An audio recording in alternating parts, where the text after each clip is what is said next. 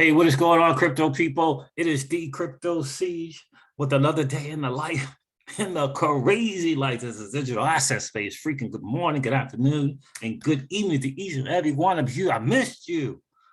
I missed you. I know it has been a minute since I have done a video or gone live, but I wanted to tell you I miss each and every one of you. I'm excited to be back, rejuvenated and re-energized and taking things to another level without question. I want to just say shout out to XRP Joe and Solomon and all of you guys for always taking the moment to give a shout out for Crypto Siege when those out in the digital asset space ask who's that sleeper, who's the sleeper guy that doesn't get the attention that he deserves. I appreciate you guys throwing my name in the hat. I definitely do appreciate it.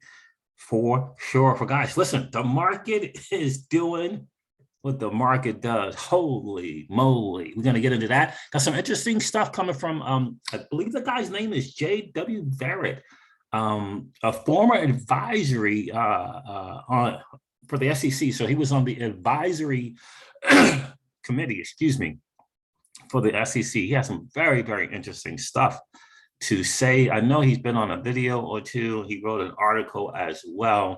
Again, J.W. Barrett, former member of the advisory committee to the SEC, talking about Ripple and XRP. We're going to get into that.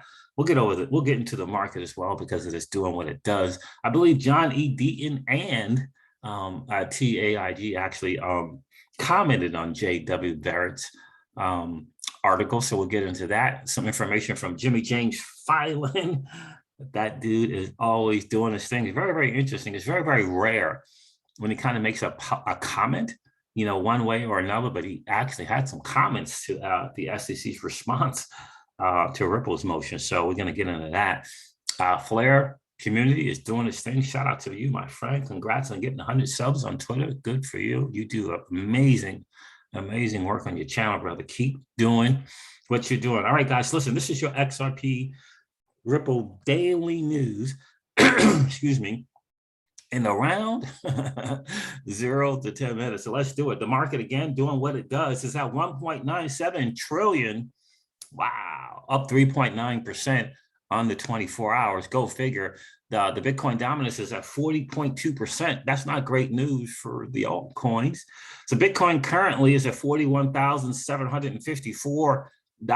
It's up 7% on the 7-day. Ethereum is up 15% on the 7-day at $2,953. That's very cool. XRP is at 81 cents. What?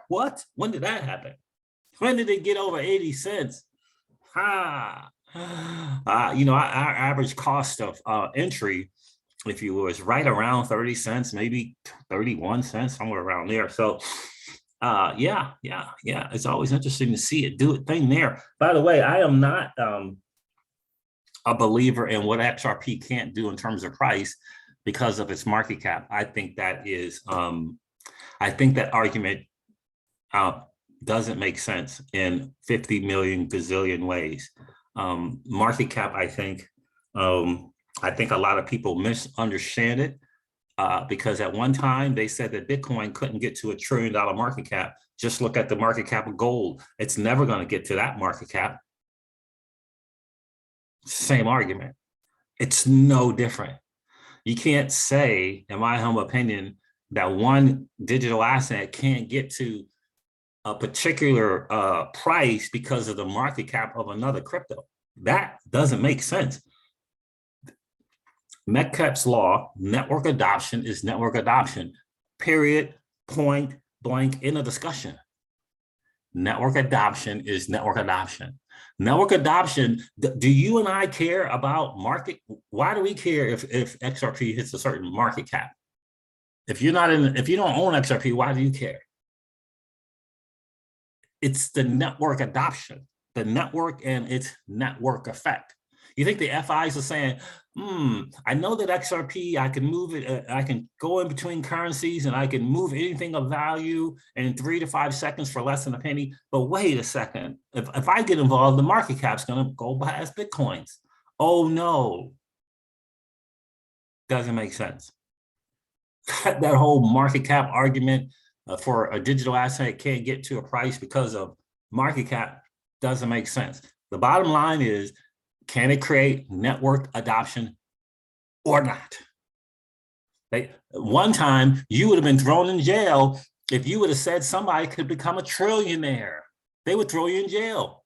They would they put that, wrap you around and fold your arms up so you can't move and put you in that suit and throw you in the bunker. A trillionaire, nope, that's not happening. $1 trillion companies, nope, that's never going to happen. So this whole market cap stuff to me is silly. A digital asset can't get to a certain price because of market cap. Doesn't make sense to me.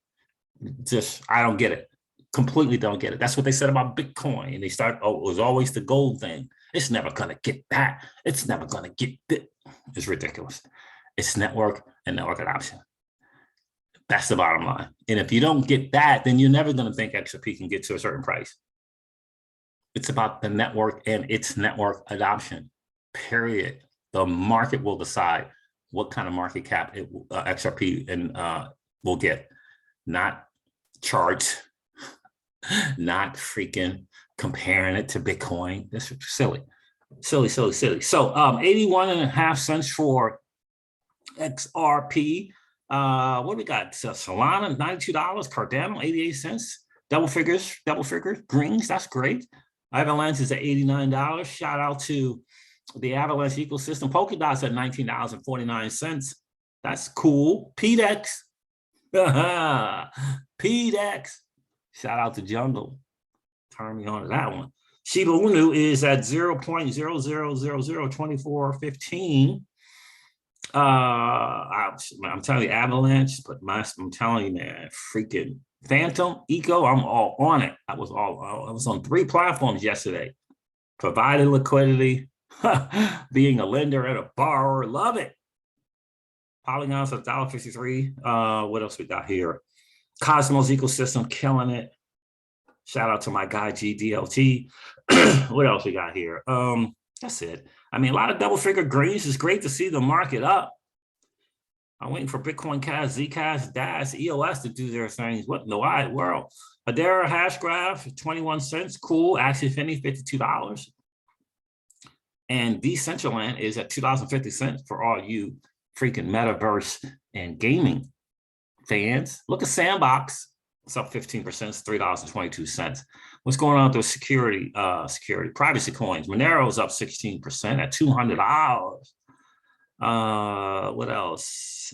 Phantom is at $1.33. I've been getting that on the DL on a very, very cheap, I should say. Waves is $33, up 31%. Someone did a very, very interesting article about Waves and its decentralized stablecoin. Very, very fascinating and Russian in reference to the madness that's going on in the Ukraine. Very, very interesting. Check that out. I think their stable coin is USDN, decentralized, stable, UST, decentralized. Yeah. Both on major upticks, as opposed to Tether, and USDC centralized. Why do you think the privacy coins are doing their thing? Why in the world is decentralized stable coins doing its thing? Because the powers that be can't say, turn it off, shut it down. They can go in they can knock on the door at Circle. It might be harder to find the actual door for USD Tether, but they can certainly knock on the door at Circle, if you understand what I'm saying. 30% up for the graph. That's cool. It's 41 cents. Thorchain, 51%. I don't know what Thorchain is, but I hope it created some new 1%ers. I hope it did do that because we need a new 1%. Zcash is doing pretty good. It's up 10% on the 7 days, $171. I have a feeling that is sweet. So that's it. Something's up 166%. Zito Finance, shout out to you. All right, so that is it, guys. That's the market doing what it does. Harmony 1 is up 11%. I need to look into more on Harmony. Got a teeny bit. Guys, that's the market, man. Just doing what it does. But let's get into some of the news here. Basic attention token synthetics. Convex. Oh, no, 20 cents, $20 not gonna cut it. We need you back up at 30 convex finance. And I didn't even see Curve. What happened to Curve? Is Curve not in the top 100 anymore? What in the why? Didn't even see Curve. Interesting stuff there, guys. You guys know I'm a big fan of the Curve ecosystem and what is it? Convex as well, that spinoff. I didn't even see Curve. Oh, yeah, 103 is not even in the top 100. Holy moly. That's interesting. $2.30. So that's the market, guys. It is doing what it does. Let's go over some very, very interesting stuff coming from this guy here, JW. Where'd it go? That's not it. Where'd it go? Where's the article? What happened to the article, man?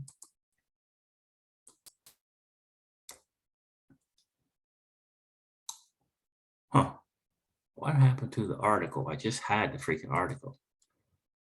I guess I'll have to pull it up here.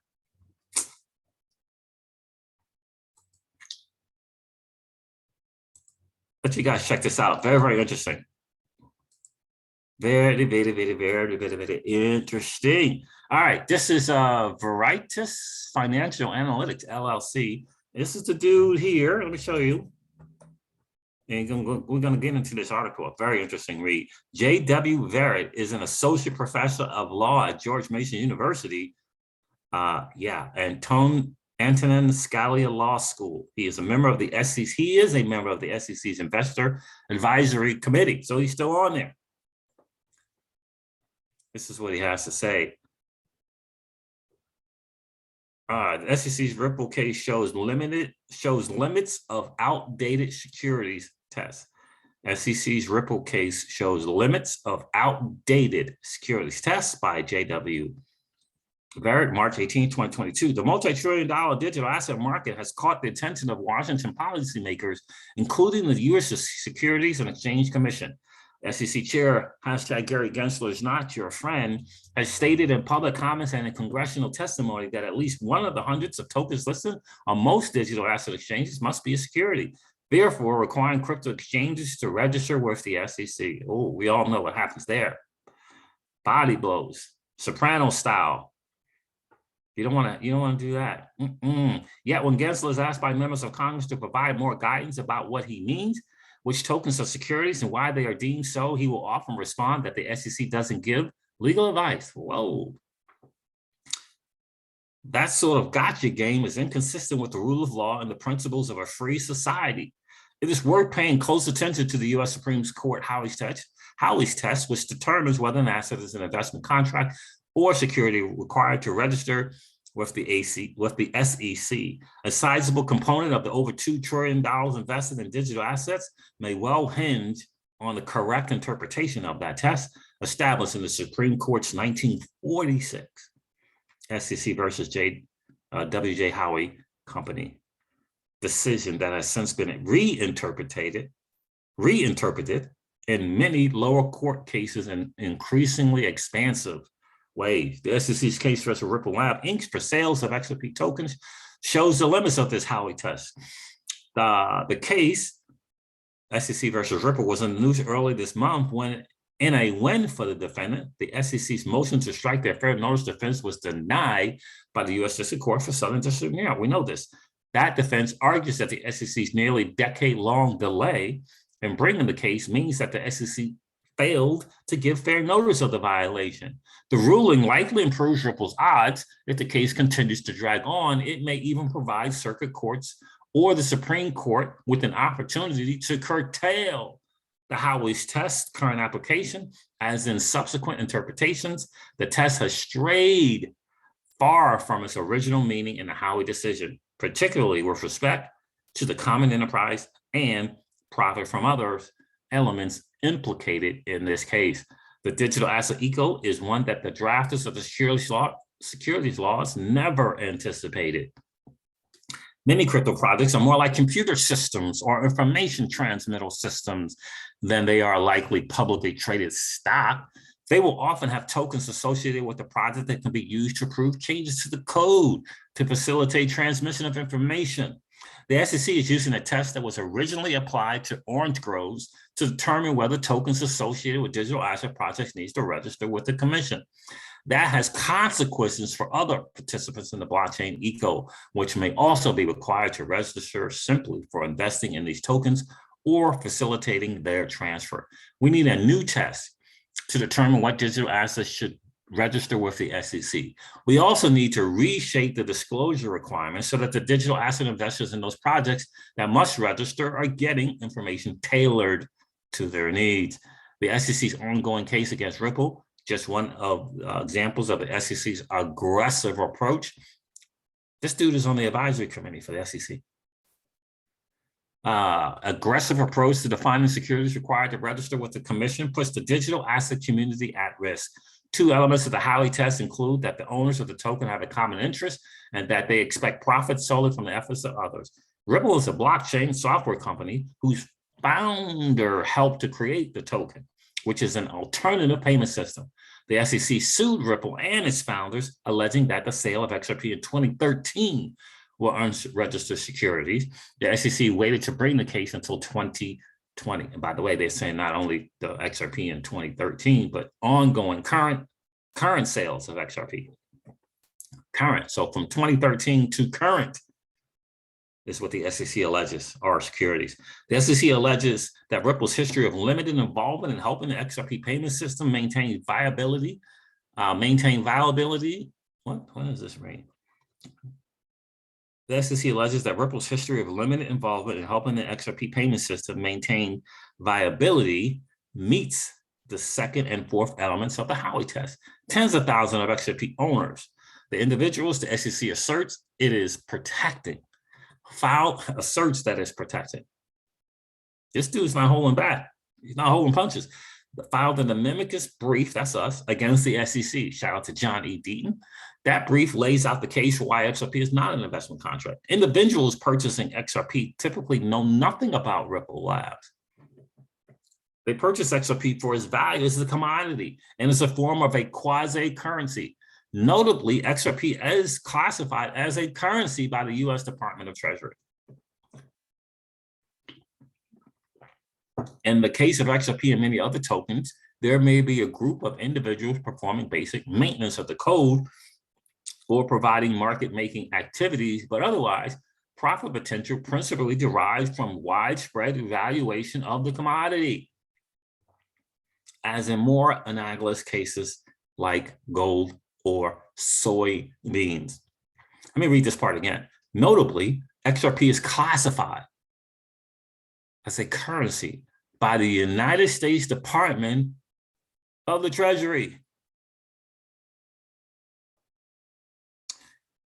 Lord, if that feature came a common enterprise, the feature that a common enterprise has in common is the source of its profit expectations. But in the case of tokens, the source of most profits is entirely unrelated to a foundation, or here, individuals at Ripple. With some incidental link to the commodity, the Supreme Court hasn't provided much guidance on how to interpret the commonality element, and the SEC's aggressive expansion of the definition in the Ripple case and other cases against digital asset owners may well eventually spark a loss in the Supreme Court that resolves splits between the circuit courts of appeal over how this element is defined. This ongoing litigation may be where that happens. I like it. The digital asset community is not asking the SEC for legal advice, but instead for regulatory clarity and merely pointing to a 90-year-old law and demanding compliance is not a reasonable answer. Shout out to you, JW. We appreciate you. We appreciate you. Who shared here? Oh, this was him sharing here, what he did here. Very nice. Very, very nice. Sharing my law 360 piece today, challenging SEC's abuse of the Howey test in this case against Ripple. Nice. Again, on the advisory committee at the SEC, current member.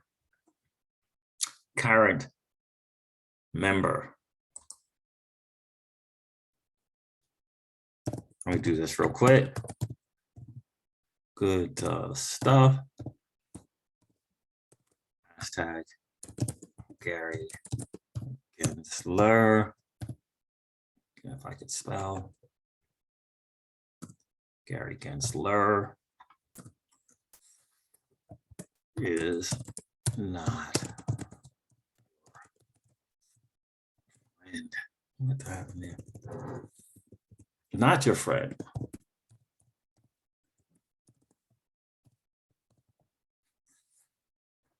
Let's go, let's go, let's go. Good stuff there, my friend. Who?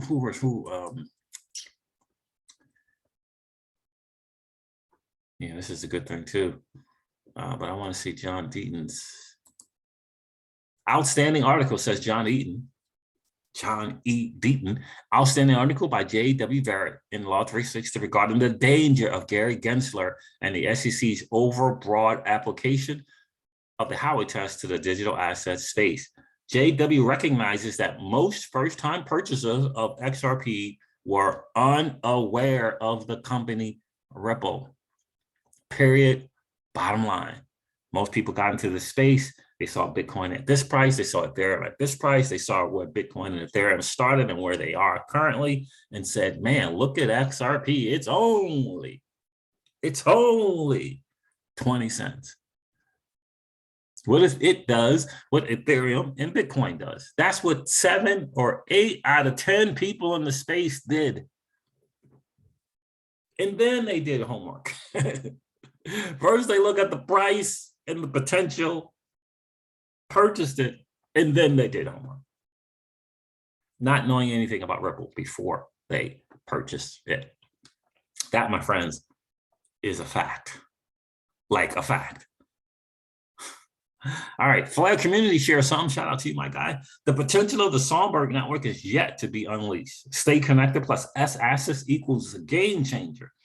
If enough holders of the integrated chain's native token decide to utilize Songbird, the demand for Songbird will be unprecedented.